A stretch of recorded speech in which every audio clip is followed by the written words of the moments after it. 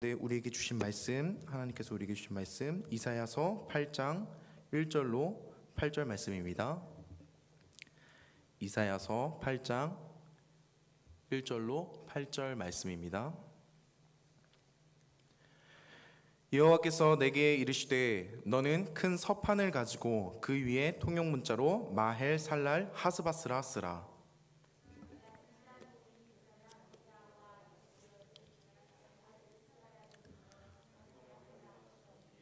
내가 내 아내를 가까이하매 그가 임신하여 아들을 낳은지라.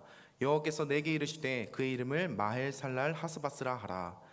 이는 이 아이가 내 아빠 내 엄마라 부를 줄 알기 전에 다메섹의 제물과 사마리아의 노략물이 아수르 왕 앞에 옮겨질 것임이라 하시니라. 여호와께서 다시 내게 말씀하여 이르시되 이 백성이 천천히 흐르는 실로암 물을 버리고 르신과 르말리아의 아들을 기뻐하느니라.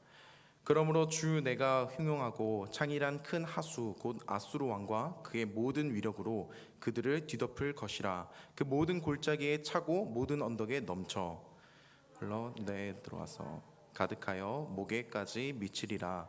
임마누엘이여 그가 펴는 날개가 내 땅에 가득하리라 하셨느니라. 아멘.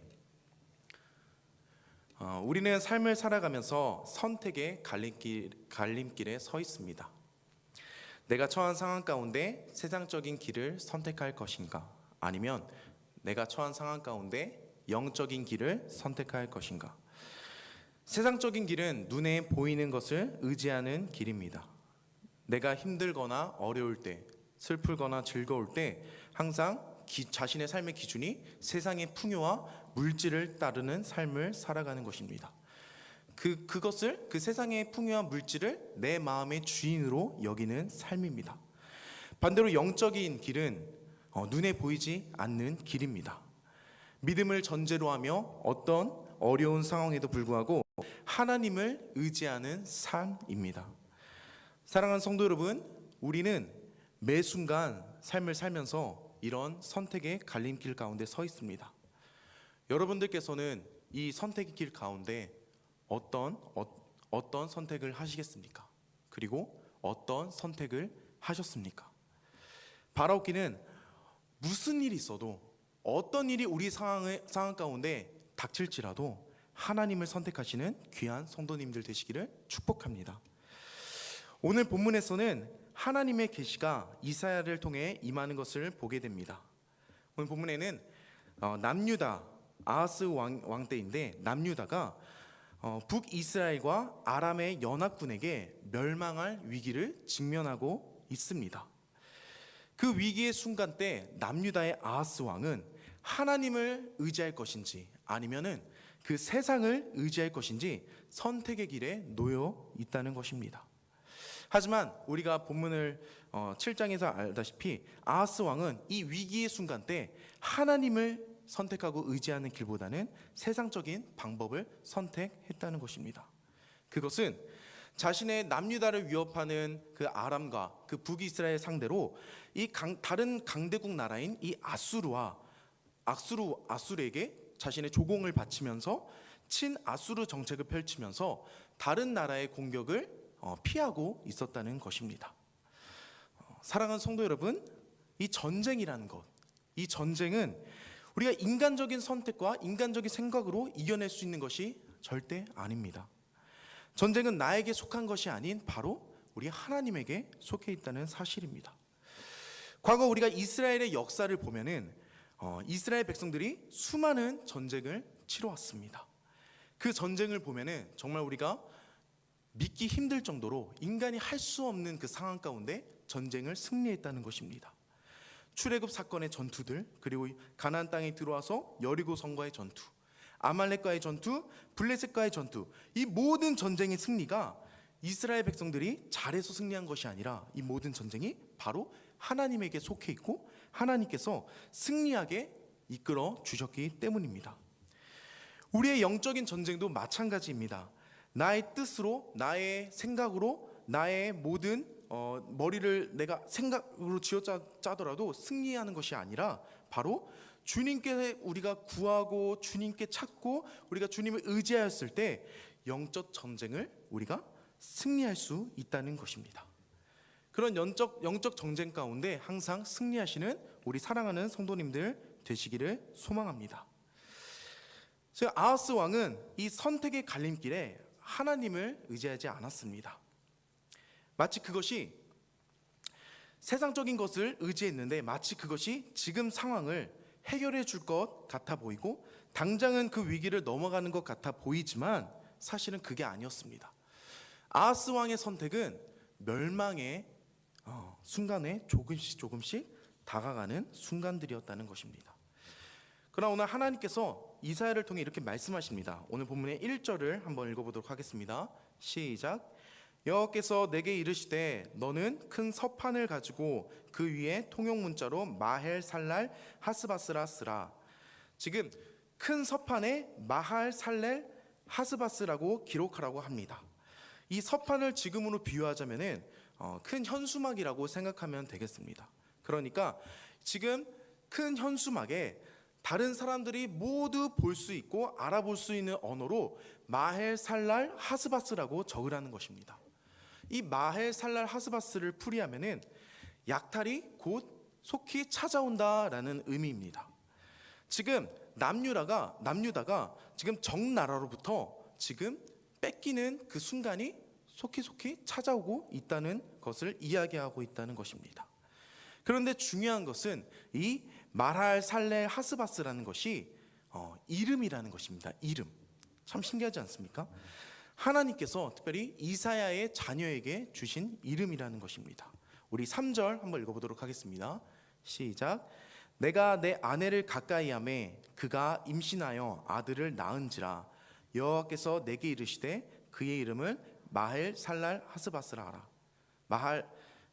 마헬 살랄 하스바스.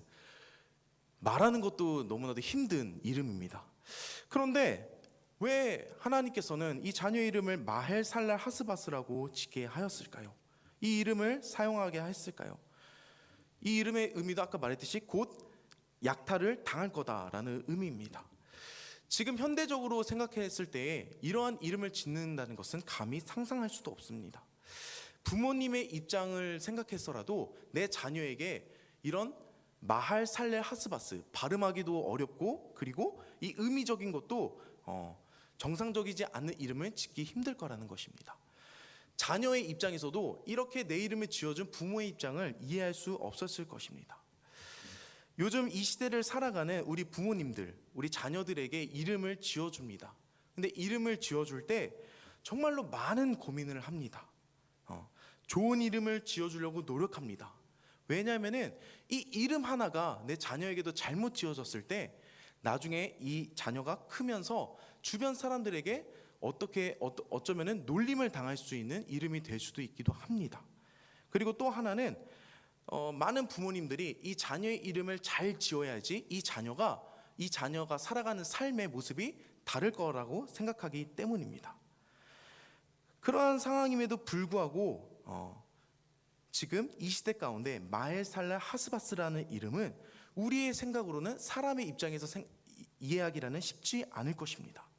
그런데 그런 상황임에도 불구하고 이사야는 이것이 이 마헬 살랄 하스바스라는 자녀 이름이 하나님의 뜻임을 알았다는 것입니다. 3절에 아들을 낳은지라 여호와께서 이사야에게 이르시되, 이 말씀을 이사야는 의지하고 믿었던 것입니다. 이해가 되진 않지만 때로는 우리의 삶 가운데 하나님께서 왠지 이해되지 않는 일을 행하실 때가 있습니다. 근데 그런 상황 가운데 오늘 이사야의 모습처럼 우리의 삶 가운데 하나님의 말씀으로 순종하며 주님의 길을 선택하시는 우리 성도님들이 되시기를 이 시간 축복합니다. 이름의 의미는 아주 중요합니다. 하나님의 계시가 이름을 통해 임하고 그대로 이루어지기 때문입니다. 그리고 오늘 본문의 4절을 보면은 이 이름에 더욱더 이제 약탈이 서둘러 찾아온다는 것을 더 정확하게 긴박하게 이야기해 줍니다. 우리 4절을 한번 읽어보도록 하겠습니다. 시작. 이는 이 아이가 내 아빠 내 엄마라 부를 줄 알기 전에 다메섹의 제물과 사마리아의 노략물이 아수르 왕 앞에 옮겨질 것임이라 하시니라. 지금 남유다의 멸망이 얼마나 지금 생각보다 빨리 찾아오냐면은 지금 4절에 보면은 태어난 아기가 아빠, 엄마라고 부르기 전에 찾아온다는 것입니다. 일반적으로 저는 아이가 없지만 아기를 키우시는 부모님은 아실 것입니다. 일반적으로 신생아가 옹알이 같은 것을 시간이 지나면 합니다. 그리고 시간이 지나고 턱에 근육이 생기고 하면은 조금씩 말을 하기도 합니다. 그러면서 나중에는 마마, 빠빠 이런 얘기도 합니다. 그런데 신생아가 마마, 빠빠, 아빠, 엄마라고 이렇게 하기까지는 8개월에서 늦으면 10개월이라는 그 기간에 이 아기가 마마, 빠빠라고 한다고 합니다. 그러니까 지금 4절에 보면은 지금 이 곧 노략이 온다는 것이 이 아이가 아빠, 엄마라고 하기도 전에 찾아온다는 것입니다. 그것은 이제 곧 남유다의 멸망이 1년도 안 돼서 긴박하게 찾아온다는 것을 이야기해주고 있다는 것입니다. 사랑하는 여러분, 갑자기 우리의 삶 가운데 이러한 긴박한 상황이 오게 된다면은 어떻게 하시겠습니까? 이제 우리가 살 날이 1년도 남지 않았다고 하면은 어떻겠습니까? 또한 하나님을 의지하는 사람이라면은 이러한 상황 가운데 어떤 모습으로 나아가야 할까요? 여러 가지 생각이 들 수도 있습니다. 이제 1년밖에 안 남았는데 그냥 내가 멋대로 원하는 대로 살다가 마지막 한 달 정도 남았을 때 주님 믿고 가면 되지, 이런 생각도 어쩌면 할 수도 있습니다. 그런데 사랑하는 여러분, 1년이 남았든 반년이 남았든 한 달이 남았든 주님을 믿는 그리스도인들은 하나님 앞에 서야 합니다.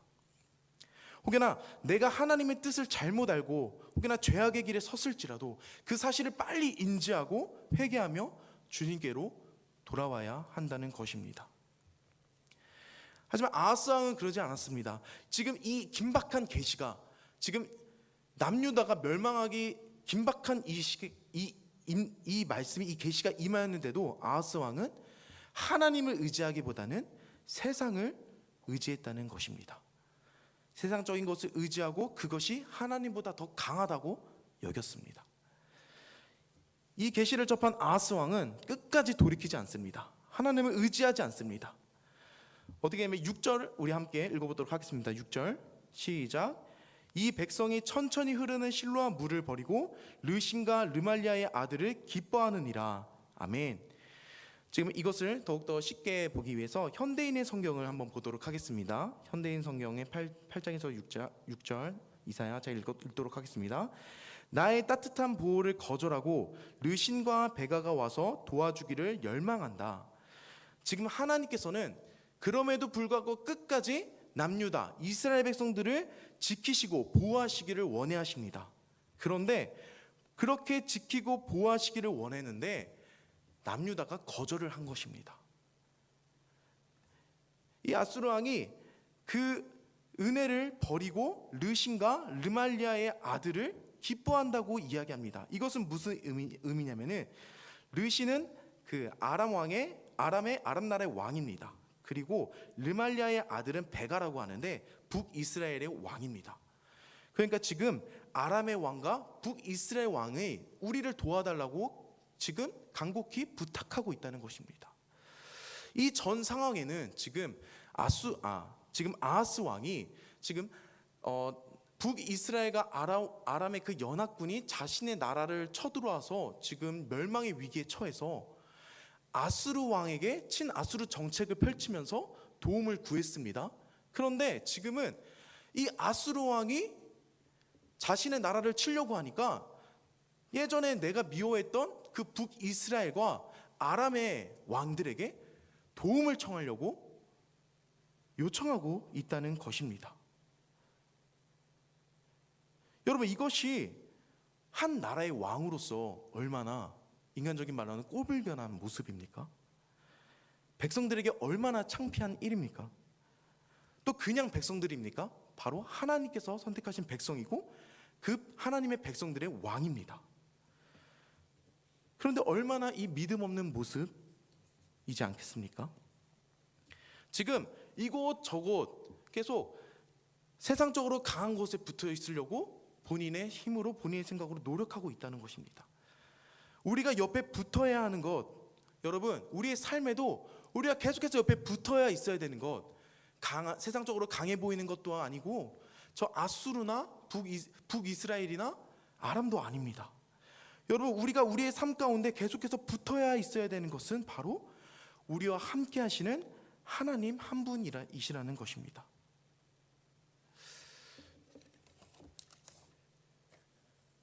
여러분, 여기에 종이가 있습니다. 종이. 여러분, 이 종이가 있는데 우리의 삶을 이 종이로 비유하자면은 이 종이가 얼마나 연약하겠습니까? 이 종이가 구멍을 뚫어도 쉽게 뚫리고 찢기도 쉽게 찢어집니다. 그리고 쉽게 구겨집니다. 그런데 이러한 종이가, 이거 성경책인데 이게 철판으로 생각해 주십시오. 철판을 구하지 못해서 성경책으로 하겠습니다. 이 종이가 이 철판에 딱 붙어 있다고 생각해 보십시오. 그러면은 이 종이는 이제 뚫을 수가 없습니다. 그리고 구길 수도 없습니다. 그리고 찢을 수도 없습니다. 왜? 이 종이가 이 철판과 딱 붙어 있기 때문에. 왜? 우리의 삶 가운데 이 하나님과 붙어 있기만 하면은 어떤 힘든 고난과 어려움도 우리의 삶을 뚫을 수 없습니다. 찢을 수 없습니다. 그 하나님이 누구십니까? 오늘 본문에서 이야기하고 있는 바로 임마누엘, 우리와 함께 하시는 하나님이십니다. 7절과 8절을 한번 읽어보도록 하겠습니다. 시작. 그러므로 주 내가 흥흥하고 창이란 큰 하수 곧 아수르 왕과 그의 모든 위력으로 그들을 뒤덮을 것이라. 그 모든 골짜기에 차고 모든 언덕에 넘쳐 흘러 유다에 들어와서 가득하여 목에까지 미치리라. 임마누엘이여, 그가 펴는 날개가 내 땅에 가득하리라 하셨느니라. 아멘. 결국 아하스 왕이 하나님을 의지하지 않음으로 인해서 결국 아수르가 남유다를 침공해 남유다를 점령하게 됩니다. 하지만 여기서 놀라운 은혜가 있습니다. 하나님께서 우리를 사랑하신 그 은혜, 그것은 거기까지라는 것입니다. 남유다가 점령하는 거기까지. 사실은 아수르가 남유다를 완전히 점령해 보이는 것 같이 보입니다. 그런데 하나님께서는 딱 거기까지 허락하셨다는 것입니다. 우리 현대인의 성경으로 이사야 8장 8절을 보도록 하겠습니다. 제가 읽도록 하겠습니다. 시작. 유다 전역을 완전히 휩쓸어 버릴 것이다. 그러나 임마누엘의 하나님이 우리와 함께 하신다. 그의 편 날개가 이 땅을 보호할 것이다. 즉 유다의 전역을 지금 아수르가 완전히 휩쓸어 버릴 것입니다. 그런데 거기까지 그 이후에는 임마누엘의 하나님이 우리와 함께 하시고 그의 날개가 우리를 지키신다는 것입니다. 이 말은 이스라엘 백성들을 하나님께서 멸하지 않게 하시고 지키신다는 것입니다. 하나님께서 회복시킨다는 것입니다. 하나님은 하나님을 믿는 자녀들을 절대 외면하지 않습니다. 버리지 않습니다. 끝까지 책임지십니다. 그 하나님이 오늘 우리의 하나님이시며 임마누엘의 하나님이십니다. 반주 좀 부탁드리도록 하겠습니다. 오늘 본문에 등장하는 이 아하스와 이사야의 모습을 보면은 조금 대조가 됩니다. 한쪽은 하나님을 따르는 정말로 믿음 좋은 사람, 그리고 하나님을 외면하고 끝까지 그의 길을 서지 않는 사람. 여러분, 어떤 길로 나아가겠습니까? 사랑 여러분, 때로는 신앙생활을 하고 우리가 하나님을 믿지만 때로는 우리의 삶이 너무나도 힘들 때가 많습니다. 정말로 누구에게 말 못할 사정이 있어서 그것을 계속 내 마음으로 품다가 결국에는 정말로 마음이 힘들어지는 경우도 있습니다. 때로는 상황이 나아지겠지 생각했는데도 이 상황이 절대 안 나아지는 상황 가운데 고통과 괴로움이 있을 수도 있습니다. 그런데요, 거기까지입니다. 딱 거기까지입니다. 임마누엘 하나님께서 우리와 함께 하신다는 것입니다. 그 하나님께서는 사랑하는 자신의 자녀를 절대 포기하지 않으신다는 것입니다. 우리의 삶 가운데 임마누엘 하나님을 경험하시는 귀한 성도님들이 되시기를 소망합니다. 저는 이 말씀을 준비하면서 바라옵기는 이사야의 모습이 되었으면 좋겠지만 꼭 아하스 왕의 모습이 꼭 저의 모습을 보는 것 같았습니다. 어떻게 해서든 저 상황을 벗어나고자 발버둥치는 모습으로 이것저것 다 붙잡고 여전히 내 힘으로 해결하는 모습들, 여기 붙었다 저기 붙었다, 나에게 유익이 되는 것만 좋아하는 그런 모습들, 신앙생활을 하고 교회는 다닌다고 하지만, 하나님을 의지한다고 하지만 여전히 나의 시선과 나의 생각과 세상 것들을 의지하려는 그런 모습들,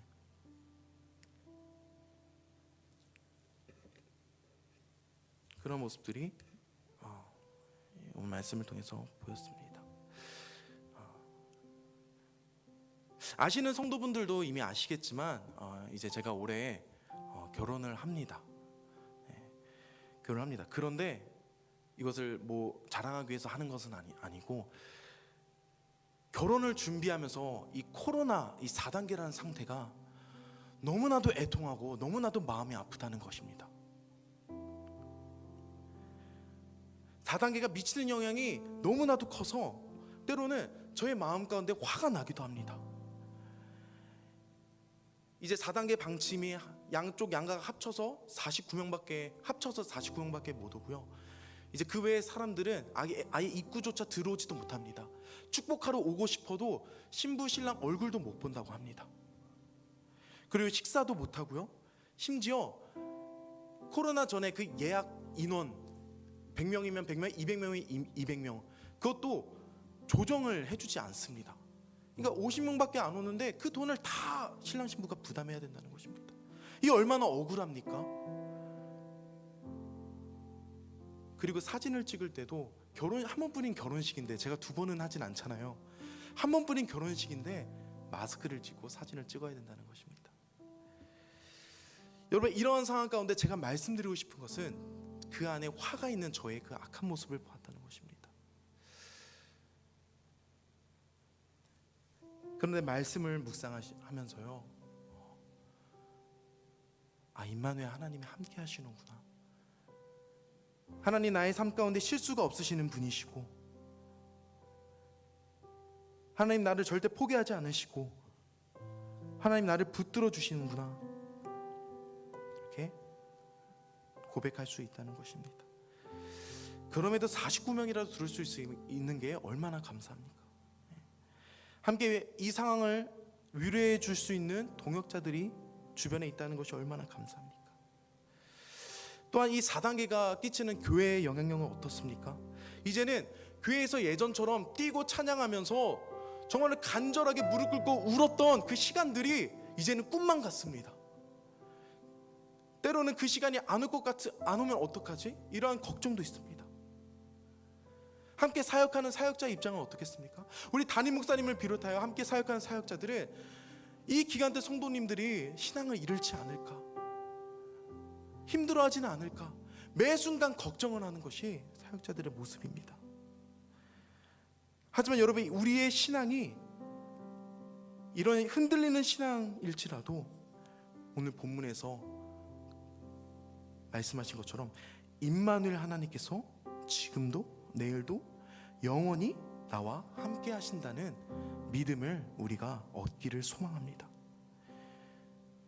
그리고 오늘 본문에서 이사야에게 말씀하시고 그 말씀을 듣고 바로 순종한 이사야의 모습처럼 우리의 모습이 주님의 말씀을 듣지 않고 따르지 않는 저 아하스의 모습이 아니라 이사야의 모습처럼 나와 함께 하시는 그 임마누엘 하나님의 말씀으로 순종하며 승리하는 사랑하는 우리 성현교회 주님의 자녀의 모습이 되시기를 이 시간 축복합니다.